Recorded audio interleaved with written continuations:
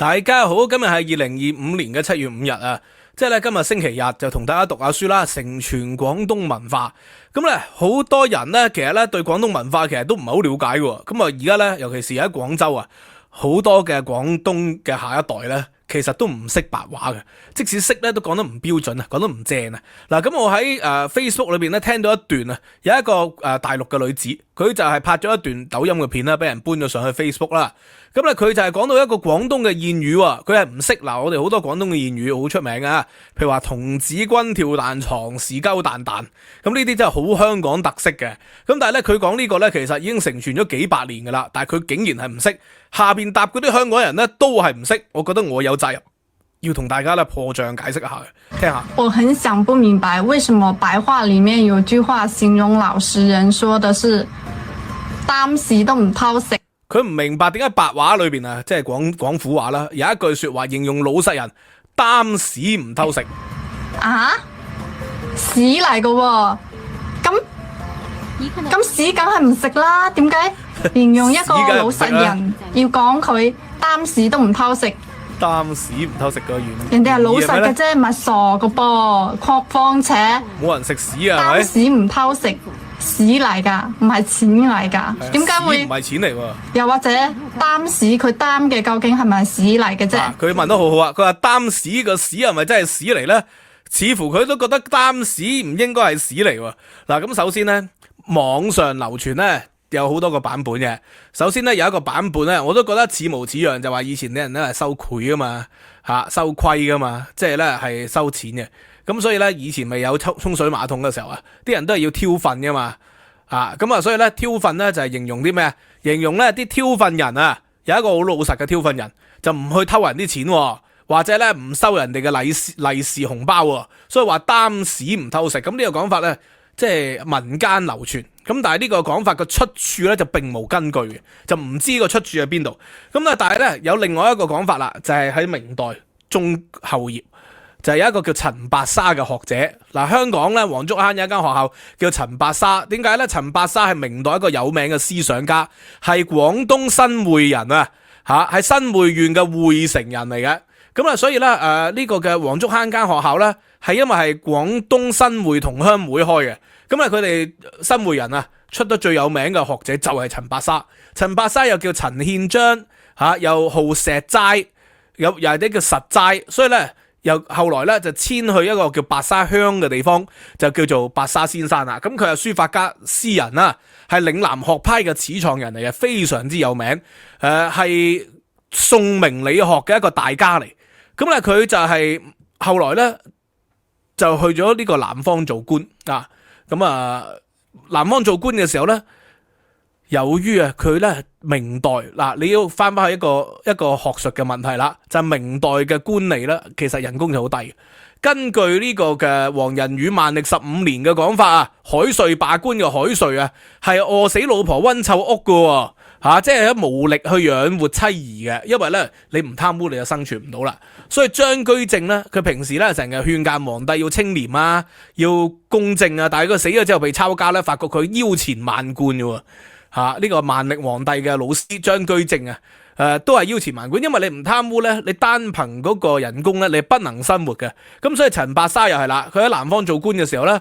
發覺冇錢喎，咁咧但係佢寧願咧借貸都唔貪污。咁所以咧令到好多人好感動啊！咁話係借貸唔貪污咧，就衍生咗一個成語出嚟啊，就係擔屎不偷吃。呢個咧當時咧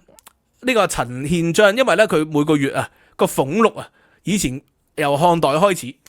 俸祿咧就係用石去計嘅，石咧係一個重量嚟嘅，大概而家等於30幾公斤，喺漢代咧就120斤一石咧就係一個重量。咁咧以前啲官員咧就叫50石官員啦，200石官員啦，高級嗰啲咧位列3公9卿嗰啲咧就叫做2000石官員啦。然後去到丞相級嗰啲咧就係點啊？或者係啲封疆大吏啊，就變成萬石官員。咁喺漢代咧呢個字咧就讀個石字，但係後來咧即係用重量去出糧咧，出嗰啲糧食啊。出糧真係出糧食嘅，所以出糧呢個字就係從漢代開始就叫因為出糧食噶嘛。咁發覺係唔合理嘅喎，因為咧用重量咧，啲人咧係會撈埋啲嘢落去嘅，撈啲沙石落去喎，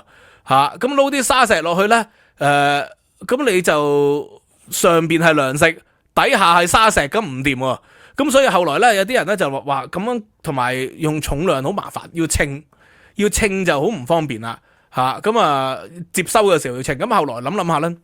就改啦，反正都係咁上下重量嘅，就用一擔咧就代替。一擔係咩意思咧？就係一個擔挑，一個擔挑咧就當係一石啦，佢就整一個容量出嚟。所以漢代咧就變成咗咧一擔就等於一石，所以擔石咧其實就係同義詞嚟嘅，就好似月亮，月同亮係同一樣嘢嚟嘅，個月係光噶嘛，月亮啊嘛係同一樣嘢嚟嘅。清明亦都係同一樣嘢嚟嘅，呢啲叫偏義複詞，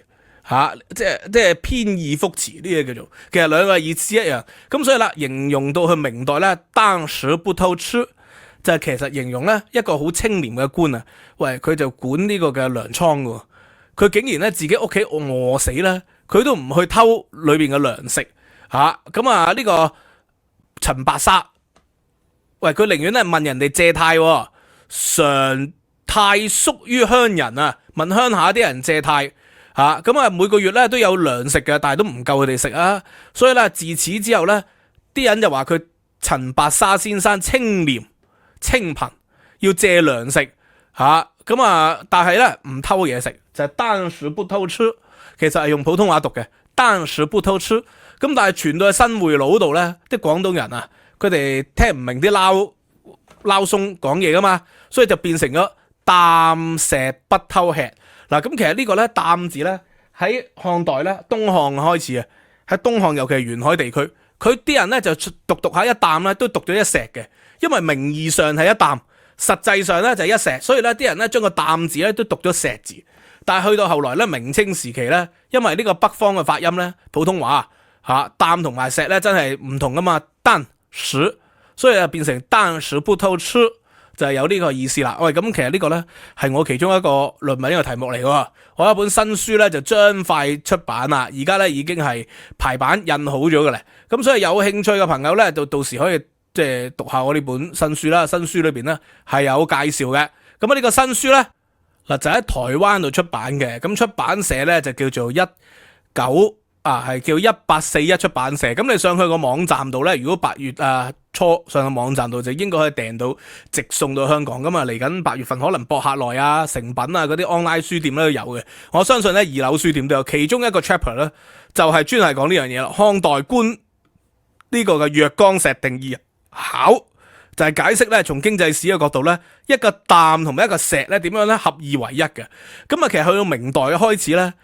其實呢個嘅唐宋已經好多時候用擔同用石咧嚟寫詩噶啦。喺明代咧就係擔同石咧嘅意思係一樣嘅，所以我網上見到啲字典啊，佢嘅解釋咧又係錯嘅。喺網上有啲字典咧以為咧一石就等於一石啦，兩石就等於一擔。頭先我所講喎，其實一擔同一石係同一樣嘅意思嘅。咁但係後人就唔明白啦。陶淵明裏邊有講喎，擔石不儲啊，飢寒交至。喂，一擔一石你都唔儲，你就會冬天咧嚟到就會飢寒交迫噶啦。所以其實擔石咧係解容量同重量，其實就解糧食嘅意思，係指代咗係糧食嘅。明代嘅馬中石嘅《中山狼傳》好出名嘅一個小說啦。往年家草無擔石，今麥收多十咁呢個咧就係擔石嘅意思，就係偏義複詞咁解。所以啦，下次有人同佢講當時不偷吃，擔石不偷吃，咁廣東人到嘅擔屎唔偷食。